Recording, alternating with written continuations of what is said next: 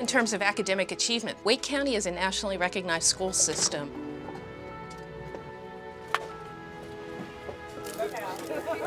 Because of the good schools here, the economy has actually boomed and prospered.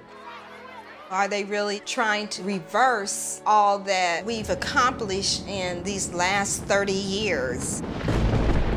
Big money is definitely trying to change people's lives here.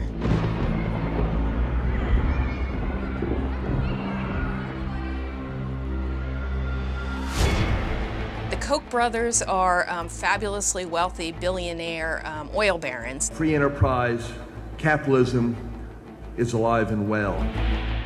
It does appear that the conservative think tanks and foundations are eager to move back to an earlier time in terms of the way we run schools. And they're definitely pushing an agenda to resegregating the schools, but there's also a real push towards privatization. The Koch brothers, of course, have a national libertarian agenda, and they have brought it to Wake County by means of the school board elections, and they want to destroy, really, the model of equal schools, equal opportunity for every child. It has also sparked this protest right in front of the Wake County School Administration building. They do not like a large public school system, and they were determined to take it apart as quickly as they could. The Wake County School Board threatens to turn back the clocks to an era of segregation. We must stand up and fight back.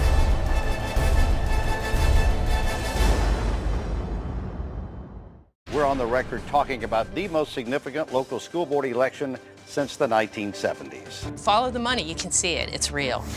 The connection between the Koch brothers and what happened here with the Wake County School Board could probably be best traced if you look at Americans for Prosperity. My brother Charles and I provided the funds to start the Americans for Prosperity.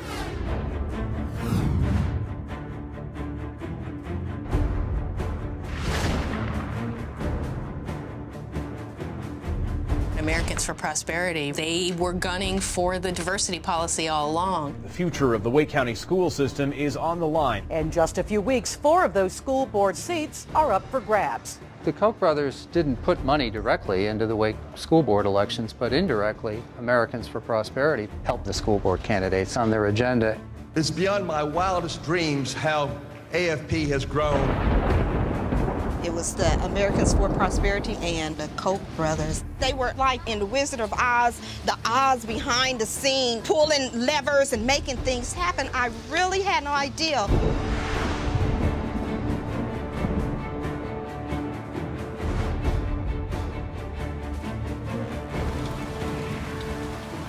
We worked so hard running for school board, and to know that our opponents are backed by these billionaires. For me, my opponent, we had forums and debates, and she really pitched forced busing. The school board crossed the line with forced busing. Forced busing is absolutely a code word. It's a term bussin' used in the South by George Wallace. Segregation now, segregation tomorrow, and segregation forever. The voters in Wake County and North Carolina have rejected a forced busing policy. We are winning the battle against forced busing. My opponent, he just mainly talked about, he stressed neighborhood schools. Neighborhood schools, neighborhood schools, neighborhood schools. Neighborhood schools means we have our own schools and the blacks have theirs. So we heard loud and clear across this county, people wanted to go to a neighborhood schools model. We should have our right to choose our own neighborhood, our own neighborhood schools. He didn't talk about student achievement and helping all our schools get better. There are always ways to improve the education of our students. We went to a gunfight with knives. The heated race is over. Justice! What do we want now? And don't make any mistake about it. Your plan that you're putting forth today will resegregate the schools. We had no idea what the stakes were. In one election, they now have the majority needed to change the way students are assigned to school.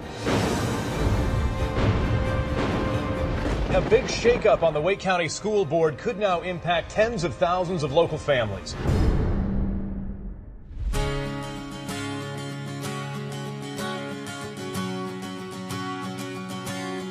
People have not really taken the time to listen to the students who are actually in these programs.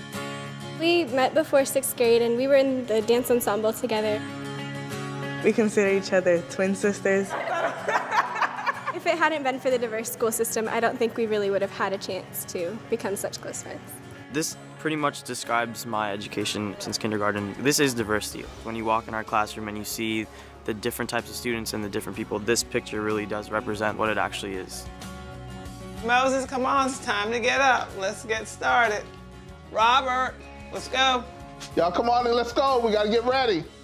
We want to make sure that they get the best education that public money can buy. Well, oh, there you go. One down. With that idea, we've been able to make sure that they are receiving advanced classes.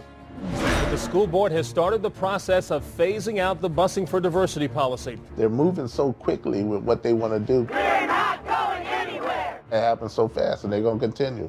The more they have in power, they're going to change the rules, the laws, whatever they can. I think you'll find that the student voice has kind of been lost through this whole process. Let's go. The Koch brothers and America for Prosperity and that ideology is very simple. What they're actually trying to do is dismantle the whole public school system. If this policy goes through, the schools will become segregated.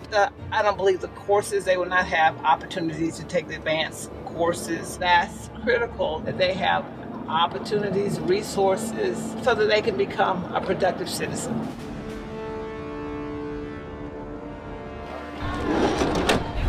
There would be enormous impacts on the schools, especially in the urban parts of the county. So you'd have an enormous concentration of poverty in that school. And with it comes all the related social problems. People aren't going to want to teach at that school, and suddenly education in that school is going to suffer. It worries me about my sons because we had a game plan. We did not think we were going to have to change. Do you have your agenda so you can see what your assignment is? If we don't get ready, it's going to be even rougher, nastier than what it is.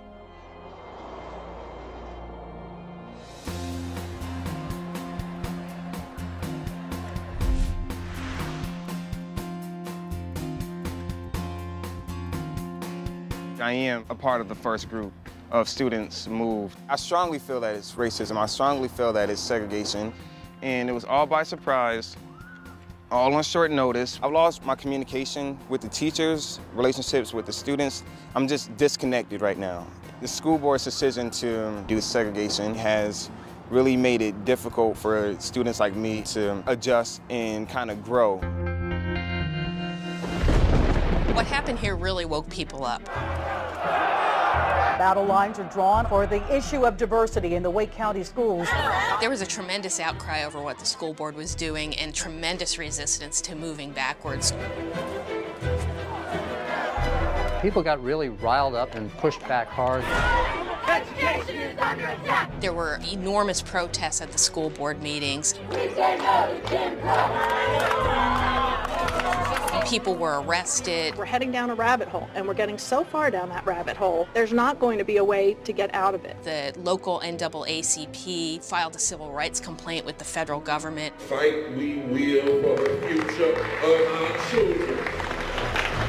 They also filed a complaint with the accreditation agency. Backwards never, forward never. We don't want to be left out of this decision because we're the ones going to school.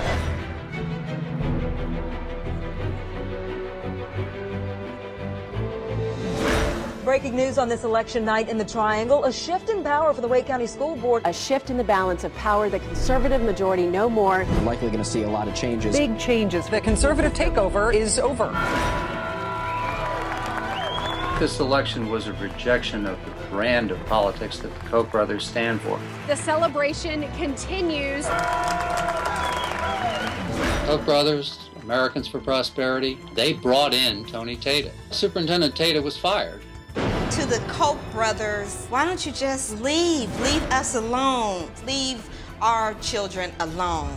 As far as the school board in Wake County is concerned, the Koch brothers, they are an unpleasant memory. They failed. Things have calmed down. We have the school system back that we were always proud of.